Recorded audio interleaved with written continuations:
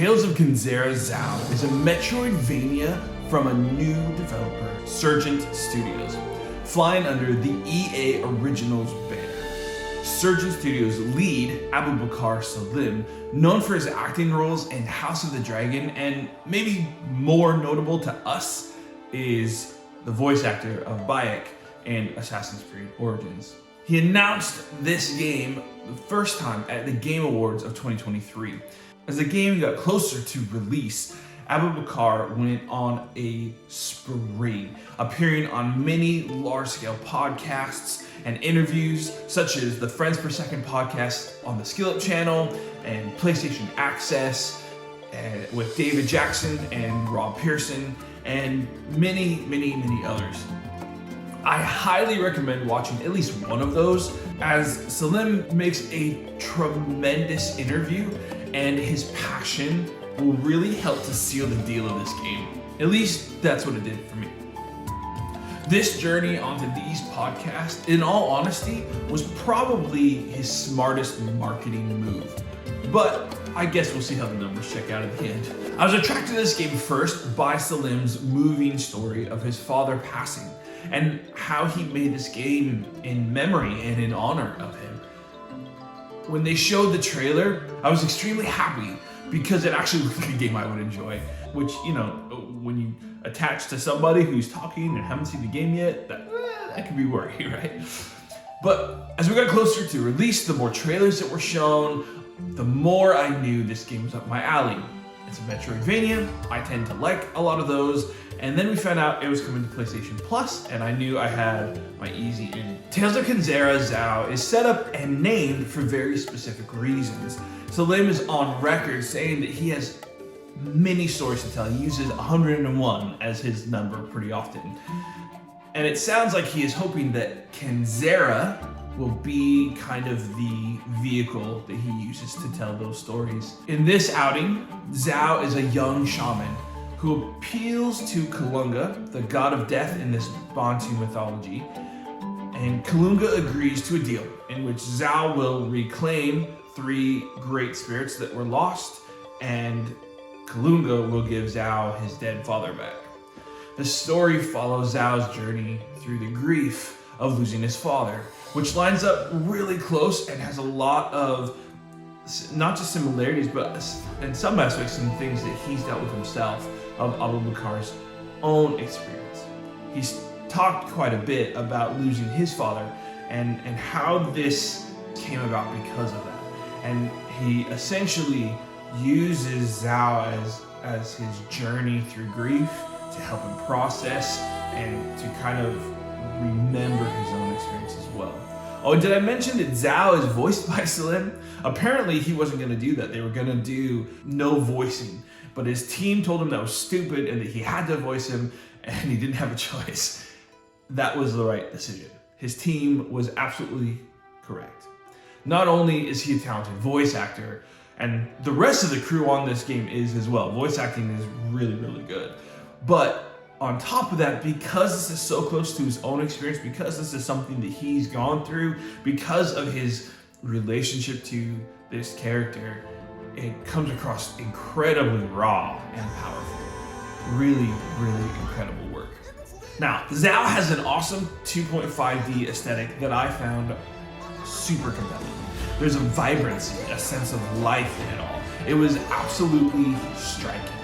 The sense of movement in rushing water, the grandeur of the mountains in the background, the density of the foliage, the use of foreground and background to create a sense of depth, and huge open-air spaces that gave scale to spaces that would typically feel small or even claustrophobic, especially in these Metroidvania-type games.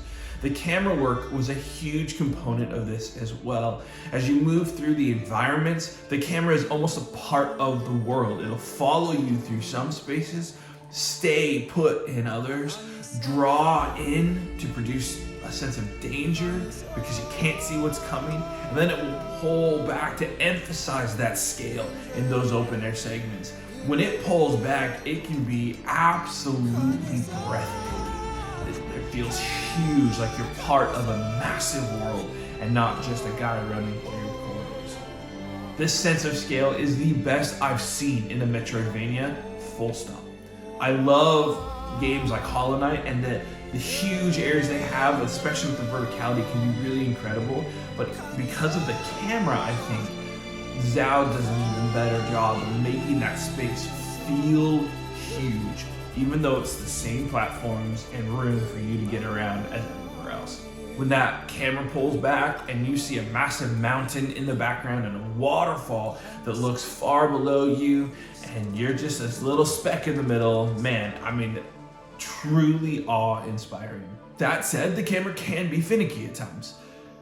It's frustrating if you're in between a zone where it stays put and one where it moves, and you're at that in-between zone and it doesn't quite know where to go, and so you're basically the end of the zone and the camera hasn't moved yet, so you can't see where you're going or what's next because the camera hasn't moved yet. It can make it really frustrating. Or if you're in between where it pulls back and zooms in and it hasn't zoomed in yet, but the details need it to, it can be annoying, right? And I didn't have a crazy amount of trouble with this, but I definitely had a few where the environment would kill me because the camera didn't move soon enough. And if you just transition slower, it does. So that was a little annoying, and I would have loved it if they could tweak that a little bit to be on it. I'm not sure how that works, if that's even really possible with all that cool camera work they have, but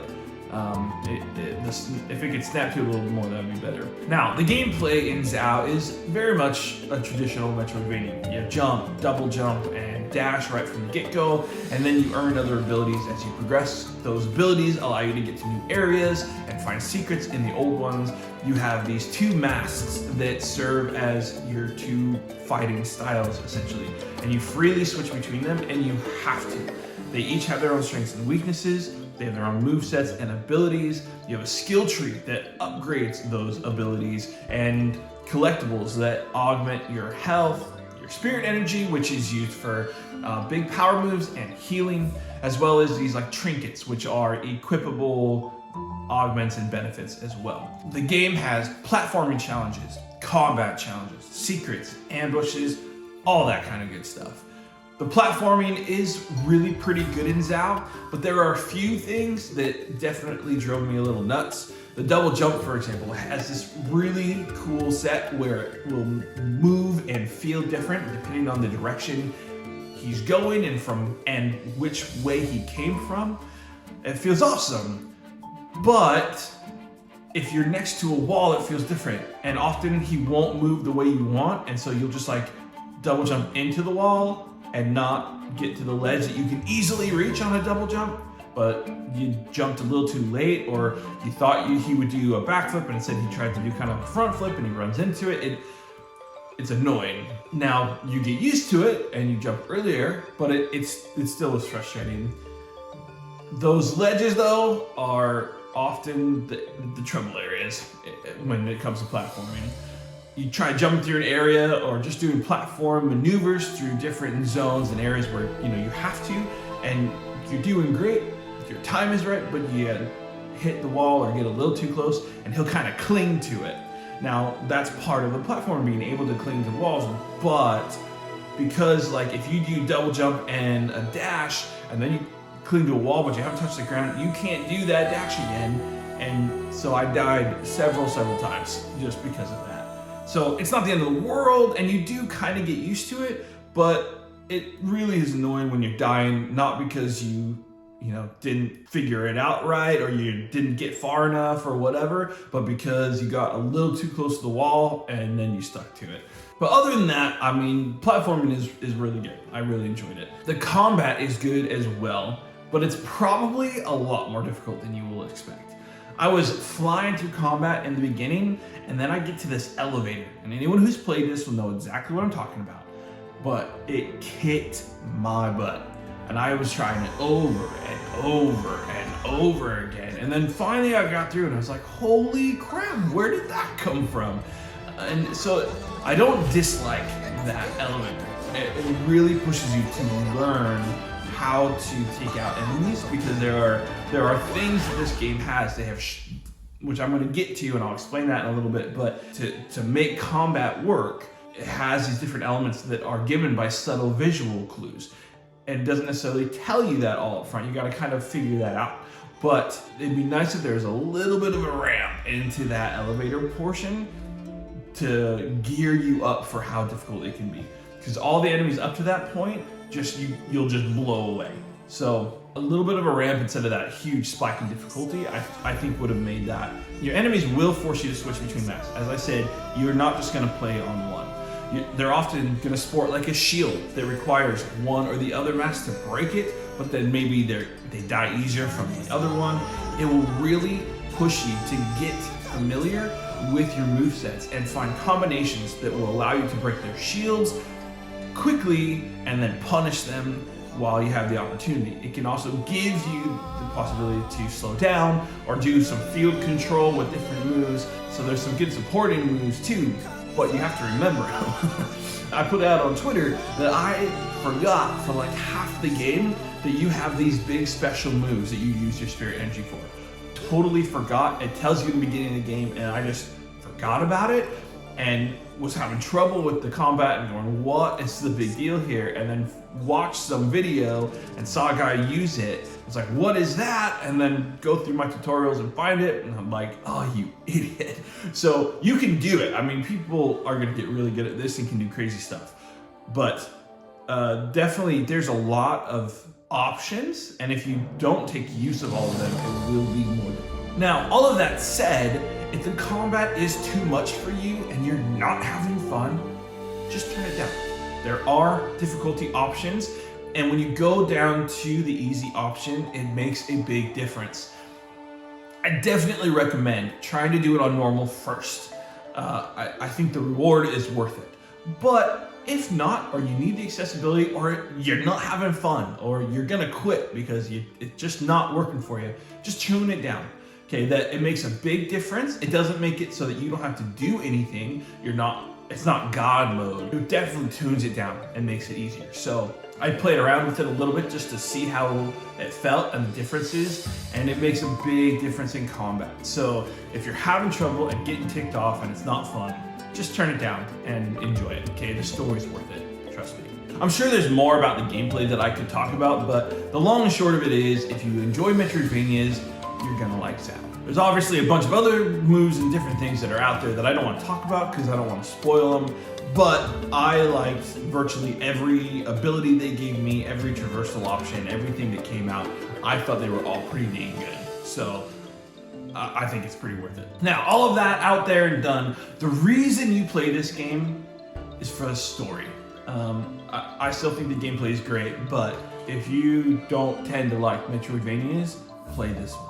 A lot of times Metroidvanias are known for not having a super in-depth story. That is not the case here. Zao is a human story, and about as human as you can find.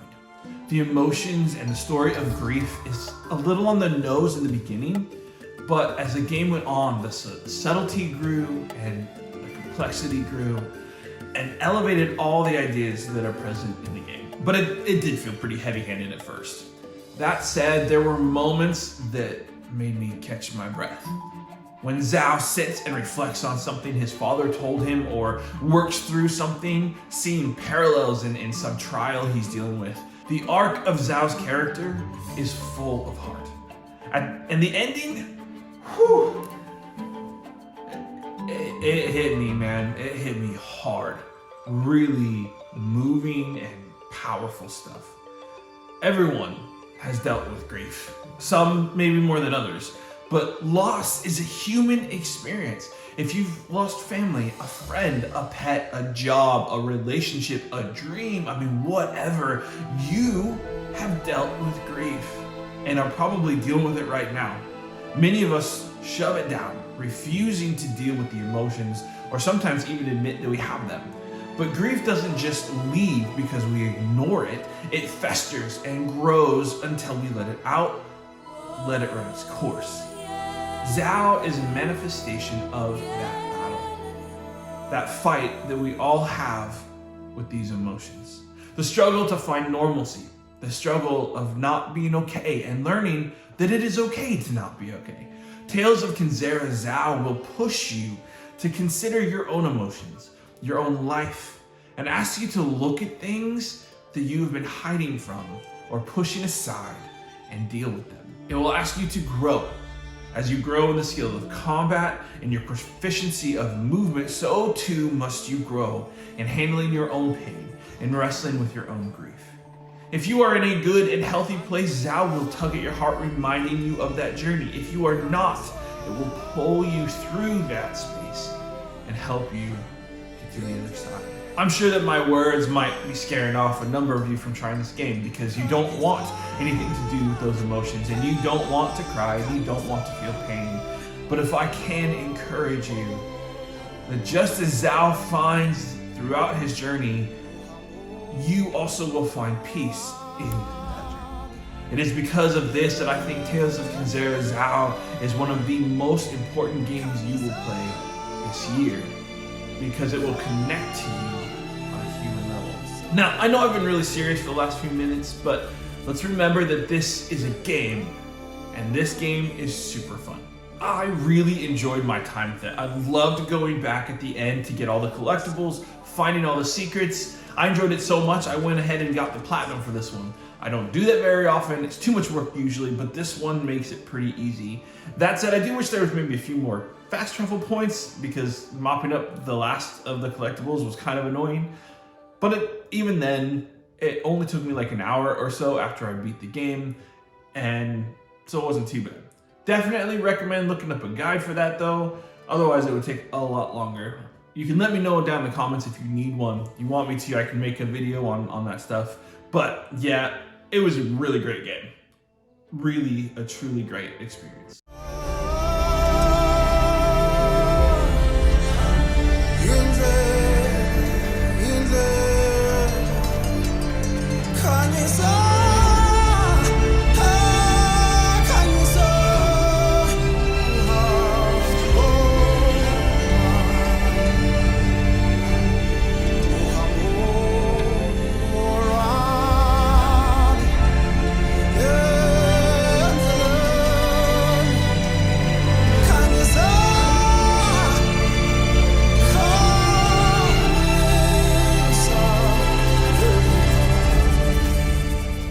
And that's it for me. I hope you enjoyed the video, and if you did, do me a favor and hit that like button. It helps me out a ton. If you're new around here, consider subscribing, and as always, thank you so much for watching.